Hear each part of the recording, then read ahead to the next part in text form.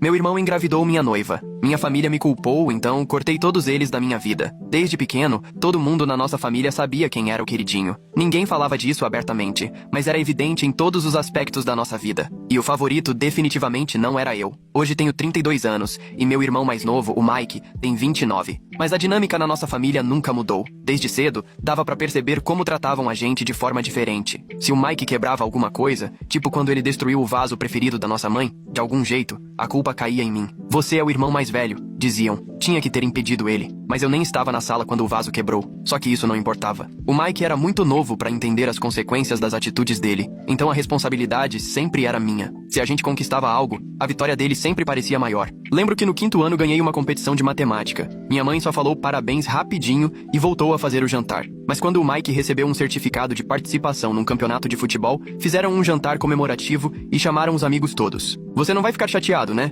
Ela perguntou. O Mike se esforçou tanto, sempre essa desculpa. O Mike era mais novo. O Mike era mais sensível. O Mike tinha mais dificuldade. E eu era o irmão mais velho. Eu que tinha que entender. E isso continuou na vida adulta. Quando entrei numa universidade prestigiada com bolsa, meus pais mal reagiram. Nem se deram ao trabalho de visitar meu dormitório ou me ajudar na mudança. Lembro até hoje de arrumar tudo sozinho, pegar o ônibus e sentir aquele gosto amargo na boca. Parecia que nada do que eu fazia importava pra eles. Já quando o Mike entrou numa faculdade comunitária da cidade, foi outra história. Fizeram festa, chamaram todo mundo e ainda deram um carro pra ele. Ele lutou tanto por isso, disse meu pai. Pra mim, ninguém deu carro. Eu ia de bicicleta trabalhar 5 quilômetros por dia e juntei cada centavo pra comprar meus livros. O Mike largou a faculdade no 1º semestre e ninguém ficou decepcionado. Não se preocupa, querido, disse minha mãe. Você só precisa de tempo pra encontrar seu caminho. Depois disso, começaram a bancar todas as aventuras empreendedoras dele. Abriu uma loja virtual que faliu em 3 meses. Tentou criar um aplicativo, mas nem terminou o projeto. Por fim,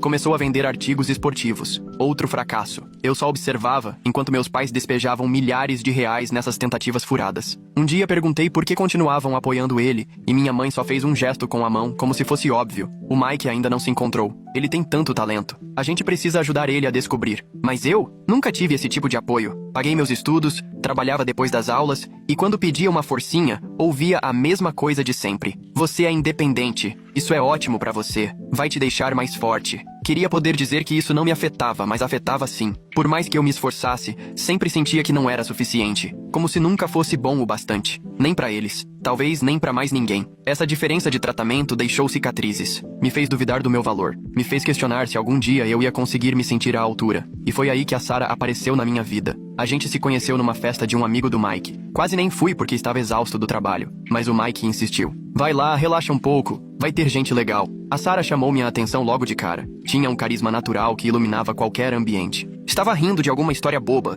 e o riso dela era tão contagiante que me peguei sorrindo junto, sem nem saber o motivo. Começamos a conversar perto da mesa de bebidas. Ela perguntou se eu era amigo do Mike. Sou o irmão mais velho dele, respondi. Ah, interessante, disse ela com um sorrisinho de lado. O Mike nunca mencionou você. Tá se escondendo por quê? A conversa fluiu fácil, mas tinha profundidade. Em algum momento, percebi que tinha compartilhado mais com ela em 1 hora do que com qualquer outra pessoa em meses. A Sarah tinha esse dom de fazer a gente se sentir visto. E pela primeira vez em muito tempo, eu senti que alguém realmente me ouvia. Começamos a namorar, e foi a melhor decisão da minha vida. Com ela, tudo parecia leve e natural. Ela me apoiava, comemorava minhas conquistas, e pela primeira vez me senti valorizado. Não pelo que eu fazia, mas por quem eu era. 1 ano depois, decidimos morar juntos. Foi um passo grande, mas eu tinha certeza de nós dois. Criamos nosso mundinho no AP. Noites vendo série, papos até tarde na cozinha, fazendo planos pro futuro. Foram os melhores anos da minha vida. No nosso 4º aniversário de namoro, decidi dar o próximo passo. Estava juntando dinheiro há meses para comprar um anel. Sabia que ela ia amar. Era uma aliança de platina com um diamante pequeno. Simples, elegante, do jeitinho dela. Aquela noite eu estava um trapo de nervoso quando pedi ela em casamento. Estávamos caminhando no parque onde nos beijamos pela primeira vez, e eu ajoelhei. A Sarah levou as mãos à boca, os olhos cheios de lágrimas. Sim, ela disse, e pela primeira vez na vida, tudo parecia certo. Decidimos não correr com o casamento. Queríamos planejar tudo direitinho, do nosso jeito. Sem dívidas, sem empréstimos, só com o que pudéssemos bancar. Trabalhamos dobrado, cancelamos férias, investimos tudo no nosso sonho de futuro juntos. Quando anunciamos o noivado, achei que minha família ia finalmente se alegrar por mim. Sempre diziam que eu precisava encontrar uma boa mulher, mas a reação deles foi decepcionante. Minha mãe forçou um sorrisinho e disse, bom, parabéns, eu acho. Tomara que dê certo. murmurou meu pai. Boa sorte com isso aí. E o Mike? Ficou num canto com um sorriso estranho no rosto. Não era felicidade. Era algo mais predatório, como se tivesse visto uma oportunidade. Depois disso, o Mike começou a se interessar demais pelo meu relacionamento com a Sarah. Sempre arrumava um pretexto para falar com ela, fazia perguntas esquisitas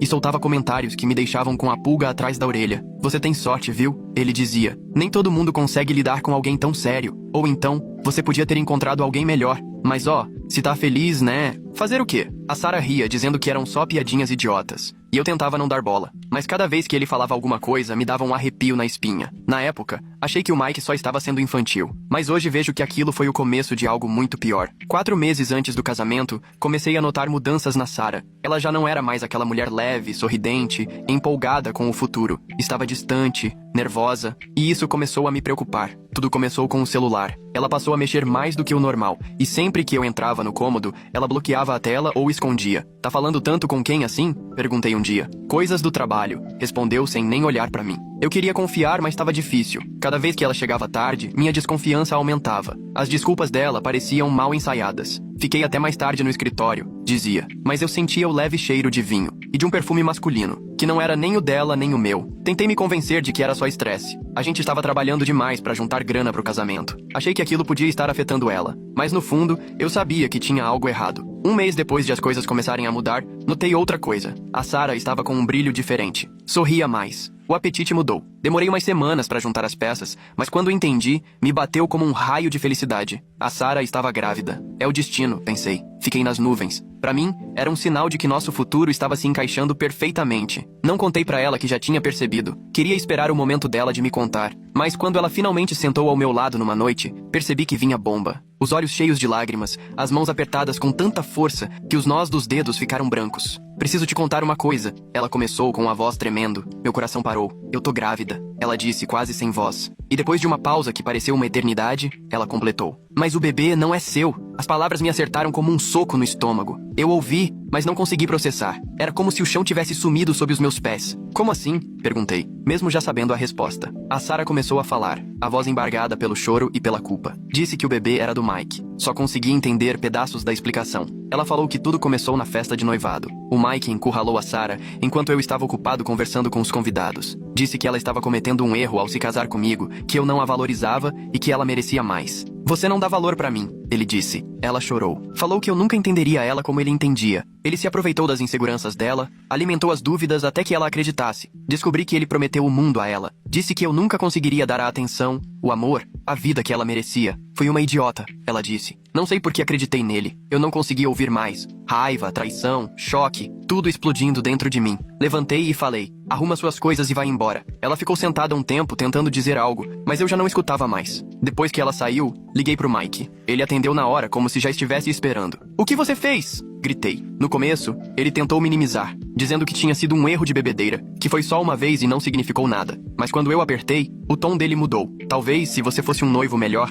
isso não teria acontecido. Ele soltou. Senti meu sangue ferver. Peguei as chaves e fui direto pra casa dele, sem pensar no que faria quando chegasse lá. Quando estacionei, vi meus pais já esperando do lado de fora. Minha mãe de braços cruzados, meu pai soltando um suspiro cansado, como se já estivesse esgotado só com a ideia da conversa. A gente precisa conversar, disse minha mãe com aquele tom professoral que usava a vida toda comigo. Nem consegui abrir a boca. Ela já começou o sermão. O Mike contou tudo. Ele não queria que isso acontecesse. A Sarah seduziu ele. Eu congelei. O quê? Consegui balbuciar. Ela seduziu ele, repetiu minha mãe, como se isso explicasse tudo. Ele foi vítima da situação. Vítima? Meu irmão, que destruiu minha vida com plena consciência, agora era a vítima? Isso não é culpa dele, meu pai acrescentou. Você sabe como ele é sensível com essas coisas. Olhei pros dois, sem acreditar no que estava ouvindo. Eles estavam se escutando? Ele é meu irmão, não uma criança. Ele sabia exatamente o que estava fazendo. Gritei. Mas eles já tinham decidido de que lado estavam. Pro meus pais, o Mike era inocente, e exigiam que eu o perdoasse. Ele é seu irmão. Família é o que mais importa, disse minha mãe com aquele ar de quem acha que está falando uma verdade absoluta.